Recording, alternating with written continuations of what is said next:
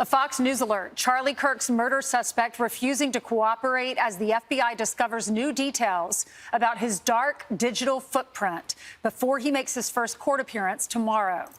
All right, FBI Director Kash Patel joins us now. I can't imagine, Mr. Director, how busy you've been, especially Charlie Kirk isn't just a impactful person, he's your friend. So I understand that.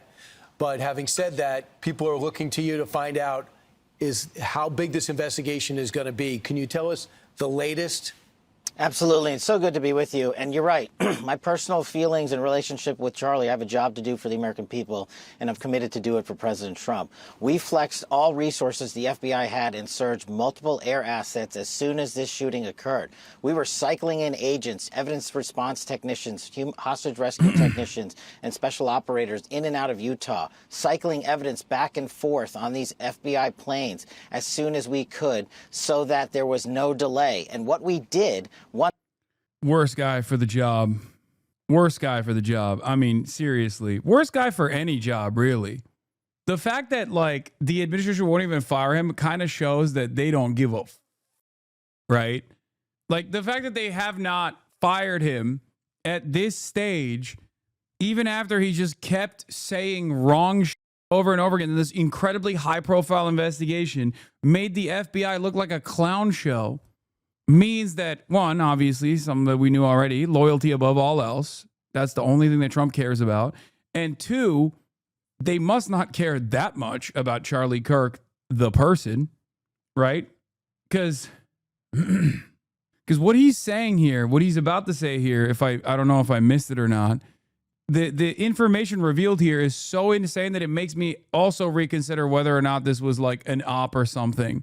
Once I got there, along with the deputy on the ground, around 5 p.m. local on September 11th, was walk the entire crime scene, including the foots the suspect himself took.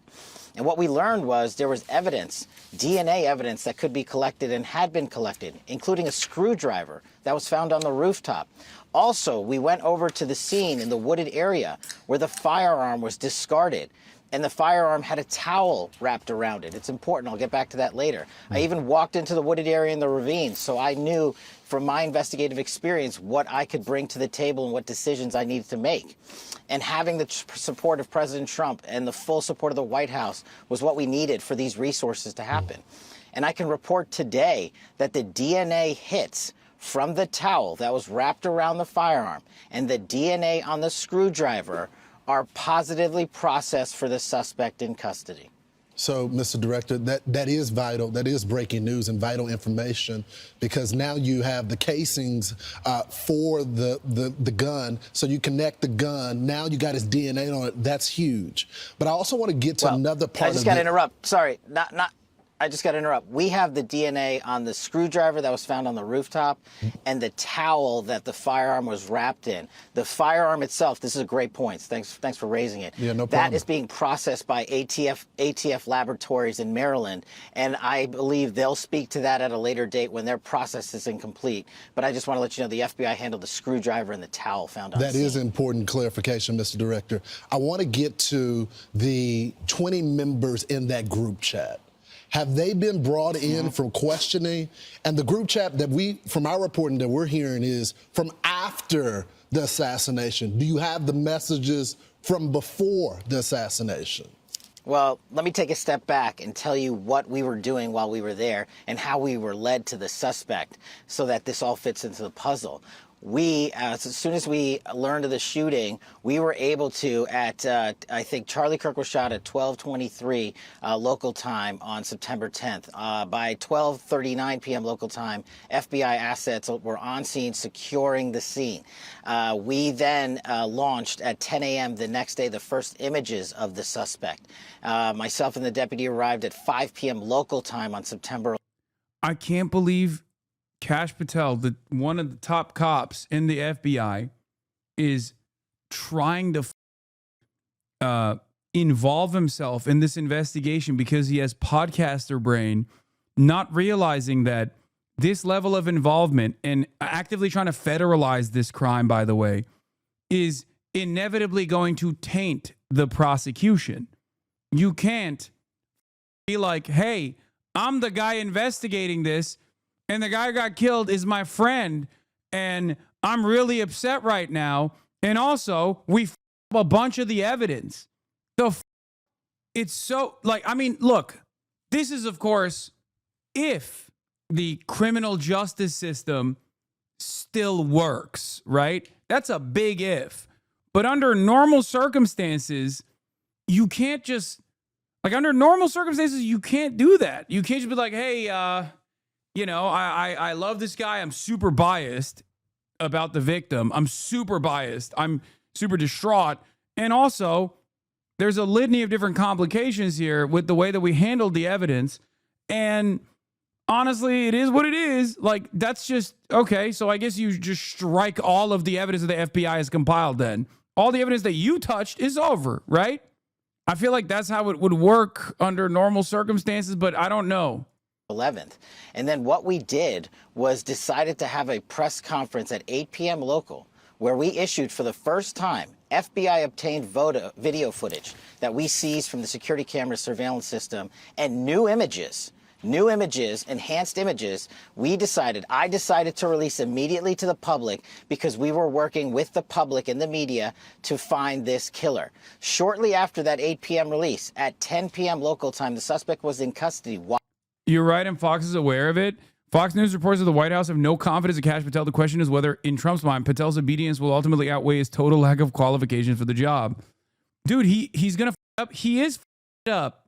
What he's doing on this televised interview is already f up. Even if you're personally biased, you're not supposed to say that. You're not supposed to publicly admit to that.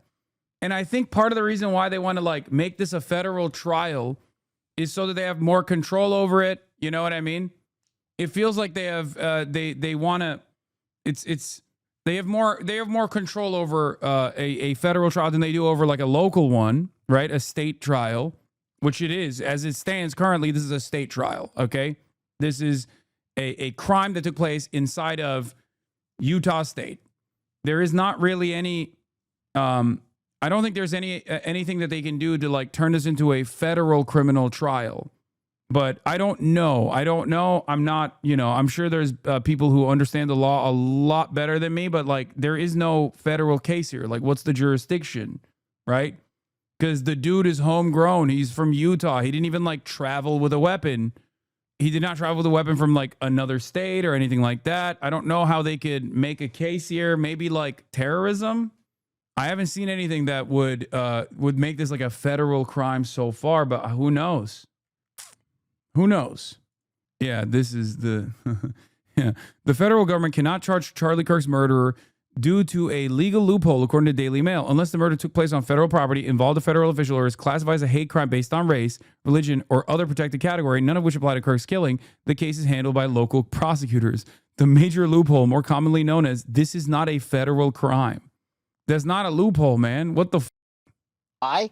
Because the father informed us, pursuant to an interview of him, that he looked at the video that we released that evening and the enhanced photos and identified the suspect. That's how fast the FBI was working to put out information in real time. And for a comparative sake, the Boston bombing, the FBI didn't release images for 3 days. We know we didn't have 3 days. I made an executive decision on an investigative and operational need, and it turned out to be the right move because the men and women of the FBI said that's what we should be doing. Yeah, we knew when that video was released. Yeah, this is him trying to desperately be like, see, I made a good decision here. Aren't I responsible for the way that we have conducted ourselves? We said it here on Fox and Friends. Someone's going to recognize this person because someone was friends with him, his family. Someone knows this guy. Those images were crystal clear. Mm-hmm. Tell us what you know about his background, his childhood, his father who had to turn him in. And I'm sorry, I didn't mean to ignore the last question. Going back to the group chats real quick, there's more than 20 individuals. But this is a great point. I want to lay out how this works. People think we can just get in these group chats and immediately find out who's in them. We, the FBI, are the investigatory body supporting multiple prosecutions and ongoing investigations. And that's another point. Our investigation at the FBI is ongoing. And there are scores of people in this Discord chat room. But we have to effectuate legal process. We have to go out there with search warrants so that if prosecutors want to later use this evidence, it's not tainted by being illegally obtained. We, the FBI, are running the investigation pointedly on the Discord chat group. There are scores of individuals that are going to be spoken to. There are also lots of family members and friends that have already been spoken to. And one more point on forensics. We were able to obtain in record time the text message chain between the suspect and his live-in partner, as well as other critical cellular information from our CAS team that analyzes cell phone data towers in the area to pinpoint the locations of the suspect and other individuals he was speaking with. This is critical information that the FBI processed and got to prosecutors so they can lawfully use it in a court of law. And our investigation, our interviews continue, but we've learned some shocking things when we spoke to his family and friends as well. You want to share them, those shocking things? Sure. And my job as FBI director is not to speak to motive, is to speak to the facts. And that's what I'm going to do. His family. Yeah. So you know he's not going to do that. He is going to speak to the motive. has collectively told investigators that he subscribed to left-wing ideology, and even more so in these last couple of years. And he had a text message exchange, he the suspect, with another individual, in which he claimed that he had an opportunity to take out Charlie Kirk, and he was going to do it because of his hatred for what Charlie stood for. Those are factually accurate investigatory findings by the FBI that we've handed over to the local authorities and the federal authorities to make their prosecutorial decisions. But I believe in this instance of such public importance, the public has a right to know. And I've told you I'm committed to transparency, and that's what I'm doing here today. Why didn't that person that he was talking to, why didn't that person say something? This guy in the chat said, leftist, yeah, there's no way this was done by a leftist. We all celebrated it. Meanwhile, like, the people, first of all, I've not made this assertion, okay? I've not made that statement. I don't know what the ideological background of the shooter was. I feel like there is not enough evidence yet to establish that, at least evidence that they've revealed to establish that. There's also certainly not enough evidence to figure out exactly what the motive was, right? Having said that, the entirety of the right have claimed that I am responsible for this, all the way from Elon Musk down to every neo-Nazi out there. The irony, of course, is that not only have I not said anything violent about Charlie Kirk, but I was also slated to be next to him at a public event. There is, however, one group of people to his right flank, neo-Nazis that self-describe as groypers, who have actively pursued Charlie Kirk, stalked him, both on the internet and also physically in the real world. So I don't know if this guy is a groyper or not, okay? And as a matter of fact, I've said I'm not so certain. I don't think he is. These guys still are going to yell at me regardless, okay? I'm one of the few prominent media figures that instantly said there is not enough evidence to suggest that this person is a groyper. Okay? The irony, of course, is these people don't listen to my words or care at all. I think there is a person out there who believes that the shooter might have been a groyper, and that person is Nick Fuentes, ironically enough. Now, of course, if we took active initiatives to go after political radicalization in this country for acts of violence, then there would be no neo-Nazi formations in this country, considering how much they are responsible for violence all the time, including the school shooting that took place in Colorado that seemingly no one gives a shit about, where a white supremacist neo-Nazi shooter, just like the church shooting that took place at the Catholic Church in Minneapolis a couple weeks prior, was radicalized by esoteric, nihilistic, neo-Nazi groups on Telegram. But you know, that obviously doesn't make people feel good, make right-wingers feel good. So we just don't really pay attention to that stuff. You know, our investigation is ongoing. That's a great question, and we don't have an answer on that just yet. But Mr. Director, you're right. Your job is not to speak to ideology, but you do have the BAU, the Behavior Analysis Unit, that are there. And my sources, people that are within the Bureau and outside that used to be FBI, tell me that the BAU has been encouraged not to tackle the transgender issue from an ideology standpoint. Have you heard that? Are you tackling that? I know you only been there recently, but you can't have a political slant saying we're not going to attack different political ideologies because it's going to offend someone. You're absolutely right, and that's why me and the deputy have been quarterbacking this investigation ourselves. There is no one at the FBI that's going to politicize this investigation. There's no one at Quantico or anywhere else that is going to say we are not looking at X or Y. We are looking at the facts, and that is why we are releasing the facts in record fashion. If you go back and look at historical cases like Luigi Mangione and the Boston bombing, how long did it take the Bureau to release information to the public? We're not doing that. Those two manhunts took 5 days, and they happened in downtown major metropolises. We apprehended our suspect in 33 hours because we were transparent and open with the American public, and we're going to continue to do that. So anyone that thinks that the FBI is not on top of its game and that me and the deputy and everybody in leadership in our Salt Lake City field office in Quantico is doing anything politically, I'm not having it. And if you've heard anything else about it, they are lying to you. We're on it. Yeah. When he says we're not doing anything politically, he means like, don't worry, we are operating as political operatives in the direction that you want us to, which is why we keep drip feeding narratives about how much trans extremism played a role in this without sufficient evidence for the record. That's why it's so important that you came on, and we're thrilled you are. A couple other things. I have 2 quick questions. One, is it true what the governor said yesterday that he had a written note that you're looking into now prior to the assassination? Did he have a note? And the other one question is, the person that was texting with him about I have a shot at taking out Charlie Kirk, can that person be charged?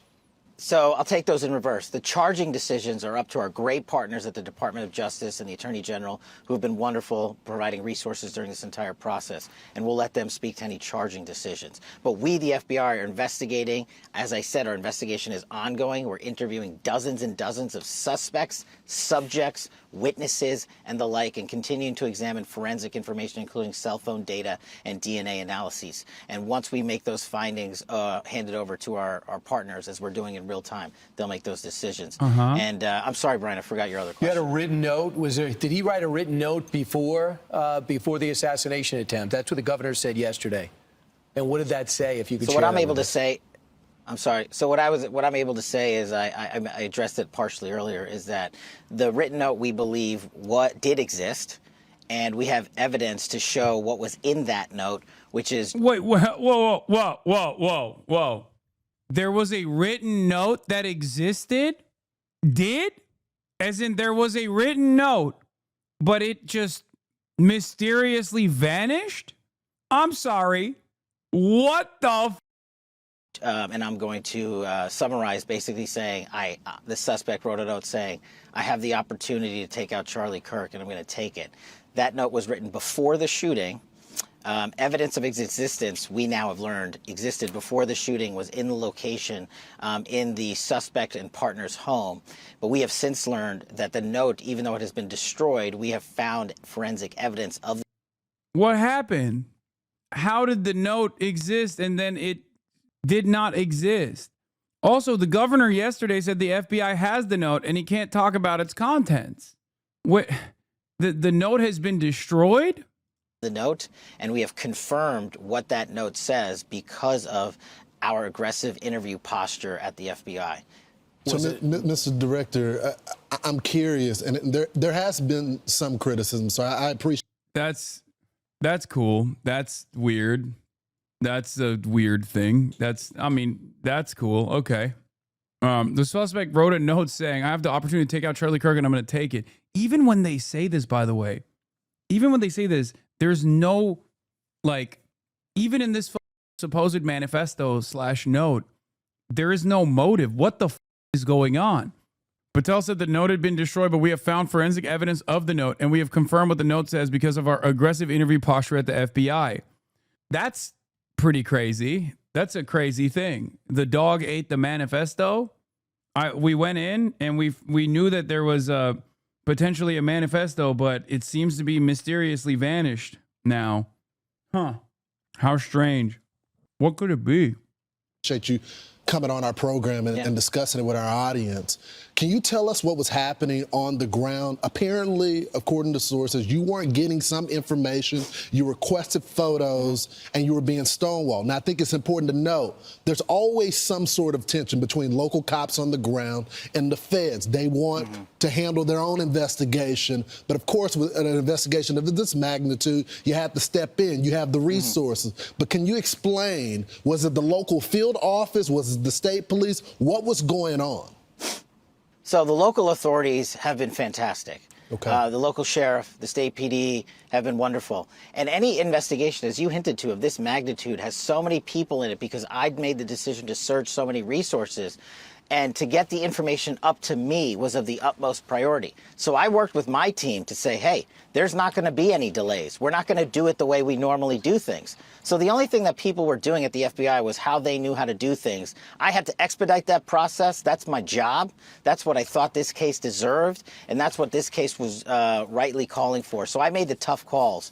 But I wasn't critical of anyone in particular. I just said, we got to move faster. And that was my call to make. And if there's any criticism there, you can put it right here. But who wasn't giving you information, Director? Who wasn't giving you the photos when you requested them quickly and it didn't make it to you?